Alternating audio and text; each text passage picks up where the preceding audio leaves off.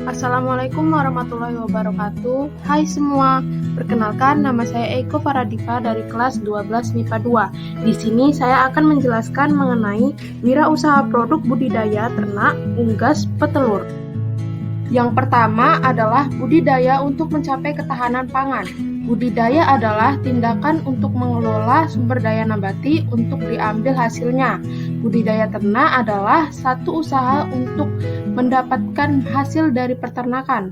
Lalu pangan adalah kebutuhan pokok manusia untuk dapat tumbuh dan berkembang dengan baik. Di sini terdapat 3 pilar utama dalam ketahanan pangan. Yang pertama adalah ketersediaan yang cukup, yang kedua adalah distribusi yang lancar dan merata, yang ketiga adalah konsumsi pangan yang aman dan bergizi. Yang kedua adalah kewirausahaan budidaya unggas petelur. Peluang bagi wirausaha budidaya ternak unggas petelur sangat besar karena kebutuhan telur untuk memenuhi nutrisi masyarakat sangat tinggi. Hal yang harus diperhatikan dan menjadi tantangan dalam wirausahaan ini adalah pemasaran produk yang dihasilkan dan keberhasilan wirausaha ditentukan oleh peluang pasar dari produk yang dihasilkan. Yang ketiga adalah mengenal produk budidaya ternak unggas petelur. Budidaya ternak unggas adalah kegiatan untuk menghasilkan produk budidaya ternak berupa telur untuk dikonsumsi. Di sini terdapat jenis-jenis unggas petelur. Yang pertama adalah ayam petelur yang memiliki 2 jenis, yaitu ada ayam ringan dengan mempunyai badan yang ramping, kecil, bulunya berwarna putih, jengger, merah, dan menghasilkan telur lebih banyak. Lalu yang kedua adalah medium, yaitu memiliki tubuh yang besar sehingga memiliki daging yang banyak, telurnya berwarna coklat, lebih besar dan lebih sedikit dihasilkan. Lalu yang kedua adalah itik.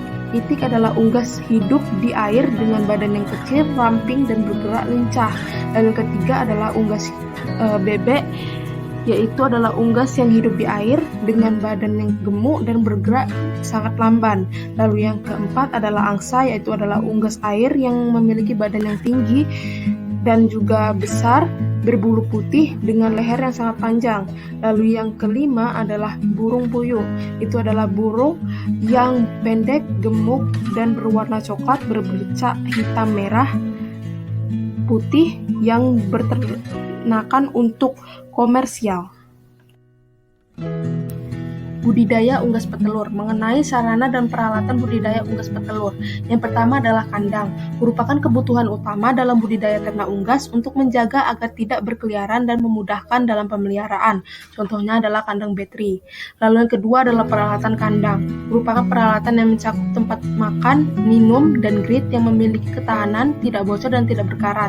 Lalu yang ketiga adalah bibit ayam atau day old chicken, yang memiliki syarat yang pertama adalah anak ayam harus berasal dari induk yang sehat, bulunya tampak halus dan pertumbuhannya baik, tidak terdapat kecacatan, mempunyai nafsu makan yang baik, memiliki ukuran badan yang normal, tidak ada letakan tinja di duburnya. Lalu yang keempat adalah pakan, merupakan campuran beberapa bahan baku yang mengandung zat gizi yang mencukupi, contohnya adalah jagung dan kedelai. Lalu yang kelima adalah obat, vitamin, dan hormon pertumbuhan. Obat berfungsi untuk mengobati penyakit unggas sesuai dengan dosis yang tepat. Lalu vitamin untuk membantu pertumbuhan dan kesehatan unggas, hormon untuk mempercepat pertumbuhan unggas. Lalu yang keenam adalah peralatan panen, yaitu untuk mempermudah dan mempercepat panen.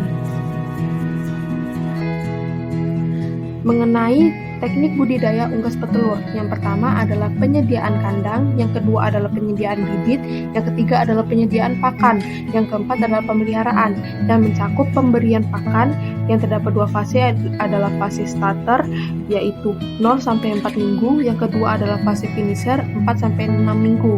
Lalu yang kedua adalah pemberian minum, yang ketiga adalah pengendalian penyakit dengan memberikan vaksin untuk menimbulkan kekebalan tubuh dan terhindar dari penyakit menular oleh virus. Terdapat 2 vaksin, yaitu adalah vaksin aktif yang mengandung virus hidup, yang kedua adalah vaksin inaktif yang mengandung virus yang telah dimatikan.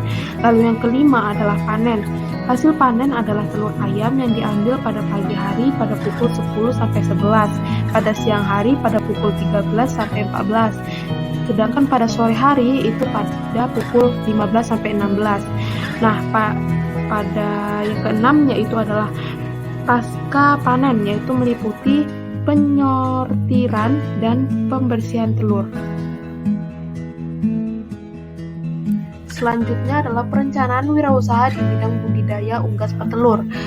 Hal-hal yang harus direncanakan, yang pertama adalah menentukan jenis ternak yang dibudidayakan, yang kedua adalah menentukan lokasi kandang, yang ketiga adalah menentukan skala usaha yang dibuat. Lalu di sini terdapat praktek membuat proposal wirausaha unggas petelur.